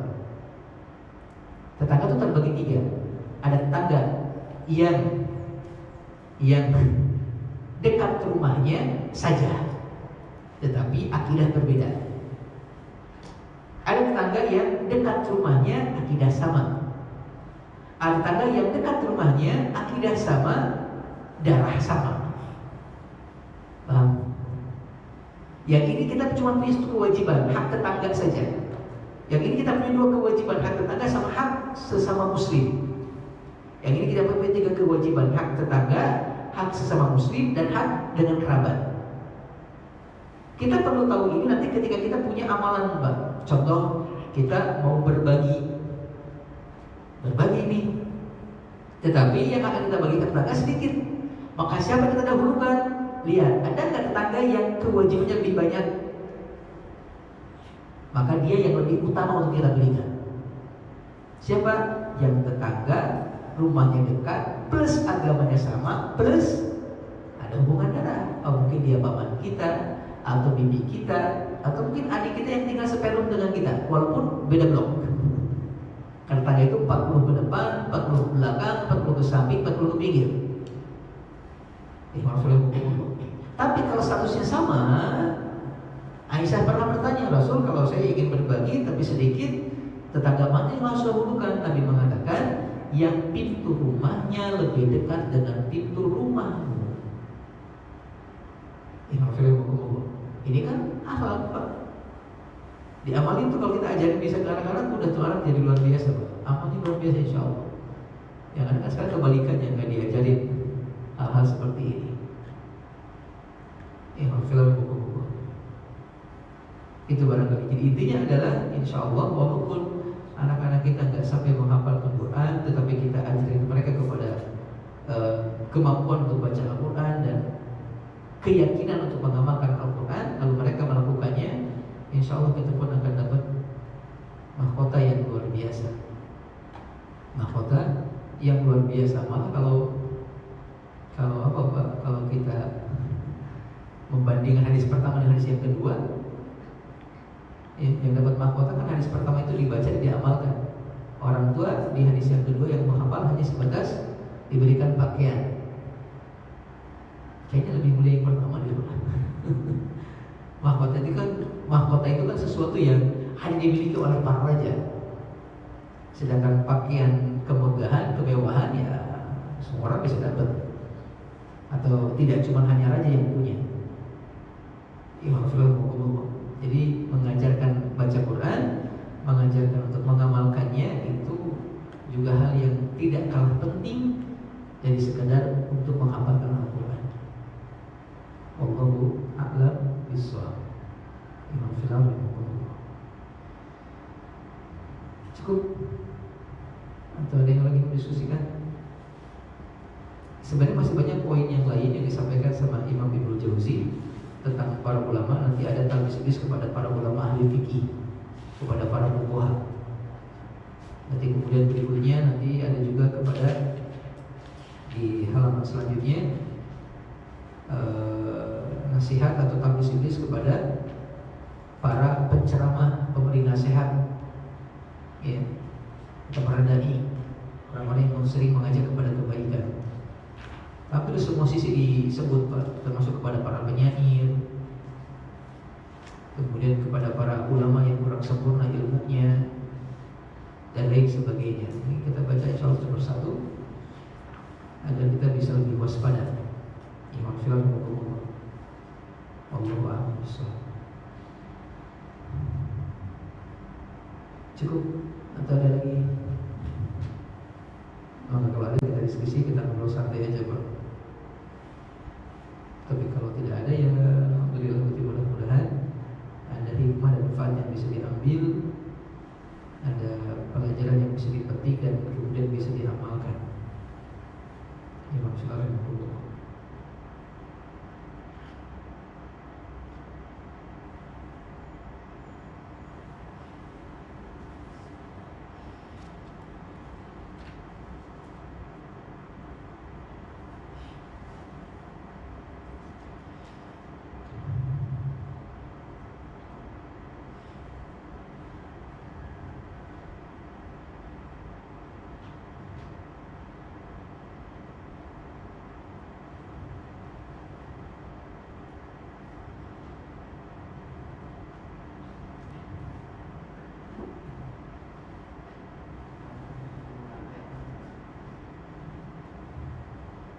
cukup ya. Ada tambahan lain, Pak? Saya sampaikan ini sebagai poin terakhir saja barangkali. Ada satu tulisan yang menarik berkenaan dengan kemuliaan, keutamaan para penghafal Quran dalam Islam.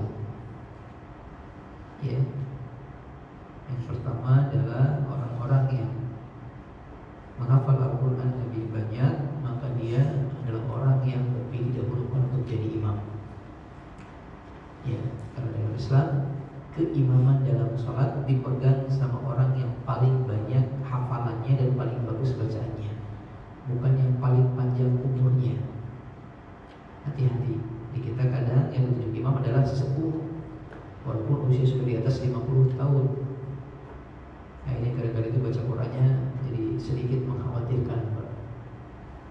Ya, ketika ada gigi saja masih kurang bagus, ini udah gak ada gigi makin kacau bacaan Qurannya. Nabi SAW pernah memberikan satu ungkapan, ya ummul qauma aqra'u li kitabillah. Hendaklah yang jadi imam di antara sebuah kaum orang yang paling bagus bacaan Qurannya. Dulu ada seorang sahabat usianya masih sekitar 7-8 tahunan. Tapi karena dia orang yang paling banyak hafalan Qurannya, ditunjuk untuk mengimami orang-orang yang lebih senior usianya. Jadi gak ada masalah, Pak. Kali-kali Bapak yang punya anak SMP, SMA sudah jadi imam di sini, maghrib, di isya, di subuh gitu. Imam sholat buku-buku.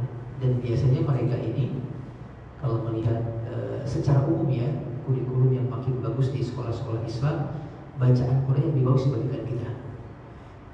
Secara umum tapi ya. Jadi kalau memang kita anggap ini orang anak udah bagus, sudah kasih kepercayaan untuk menjadi lebih dewasa jadi imam. Jangan disimpan terus di rumah. Jangan ragu untuk kasih kepercayaan. Nabi saja nyuruh Ali untuk jadi pemimpin perang di usia 17 tahunan. Itu Nabi nyuruh Ali untuk menggantikan posisi itu dari beliau ketika hijrah. Kan itu usianya masih sangat remaja. Padahal ancamannya kematian. Ini yang kadang kurang kita lakukan, Pak. Jarang ngasih kepercayaan amanah sama anak untuk mengembangkan dirinya, kemampuannya. Yang berikutnya kemudian kata para ulama, ketika ada orang yang meninggal secara bersamaan, maka yang didahulukan untuk masuk ke liang lahat adalah orang-orang yang paling banyak hafalan Qurannya. Ya, dulu ketika pertempuran Nabi kan begitu. Banyak orang meninggal pasti dikumpulkan sebuah liang lahat. Nabi mengatakan, siapa di antara mereka yang paling banyak hafalan Qurannya? Si fulan. Nabi kata Nabi, dulukan dia. Dahulukan. Ini kemuliaan. Berikutnya kemudian juga dalam Islam, orang yang sebenarnya layak untuk menjadi pemimpin selain punya kecakapan adalah orang yang paling tahu tentang Quran, yang paling tahu tentang Al-Quran.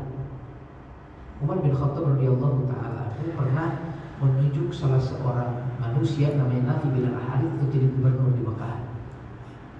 Lalu kemudian suatu waktu Umar dengan Nafi ini ketemu di sebuah tempat di luar Mekah. Umar nanya, kok kamu di sini?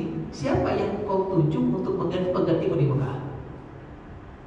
Dia mengatakan, Ibnu Abza.